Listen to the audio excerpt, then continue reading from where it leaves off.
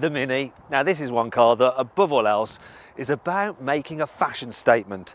For instance, you don't buy it for its practicality because its boot is a little bit titchy. On the flip side, that does mean that you're going to spend less cash on clothes shopping. This is not my car. However, while the boot is small, it does have some nice features. For instance, you can lock this false floor up like that, then remove the parcel shelf, put it under there, raise the boot floor, fold down the seats, and you get a flat low bay, which is pretty good. Now, what's not so good is how you have to get into the back, because these seats just don't seem to slide very far forward, so it's a bit of a struggle. I mean, look at this, to get in. When you're in, the space isn't actually as bad as you think. Headroom's pretty good. You've got some big windows. The issue really is not your knees even, it's the shins. The seat is just so tight to your shins, so you have to do a deal with your driver, get them to lift their seat up, and then you can just about be fine. Now, if you want to see a bit more about this car's practicality, then click up there for our video where we see how much we can fit in this car's boot, whether you can fit a child seat nice and easily in this car, and, well, what it's like for 2 adult rear passengers. For me, it's just about okay.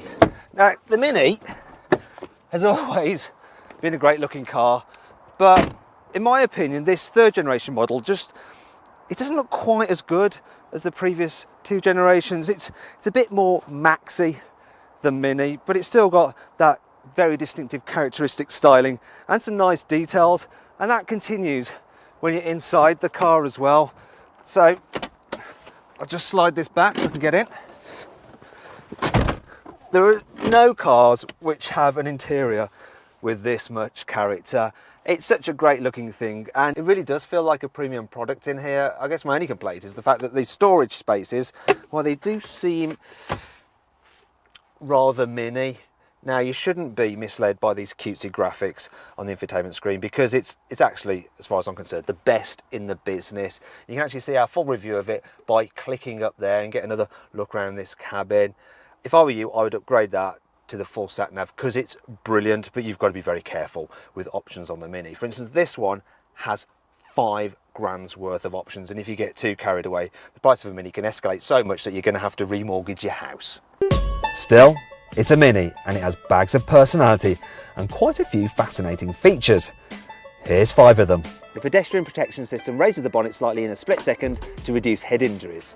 An LED light ring around the instruments changes colour depending on which mode you're in.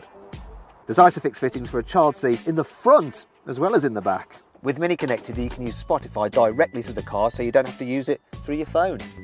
BMW says the Cooper D is the fastest accelerating car with a normal engine to emit under 100 grams per kilometre of carbon dioxide. Apparently, it takes just 9.2 seconds to get to 62 miles an hour.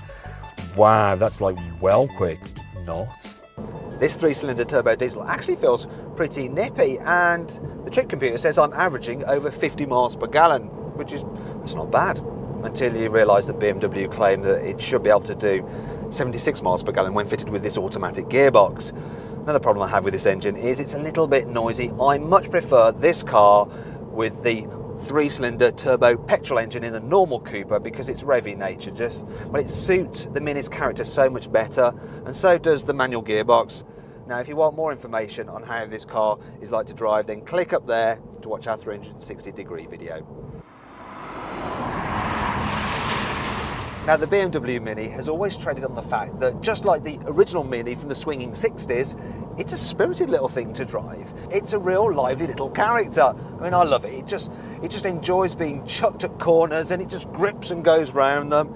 It is a really fun car to drive. However, there has always been a problem with the Mini, and that's the fact that it kind of always bounced down the road like a golf ball, because the suspension, which makes it so fun and darty, also makes the ride really firm.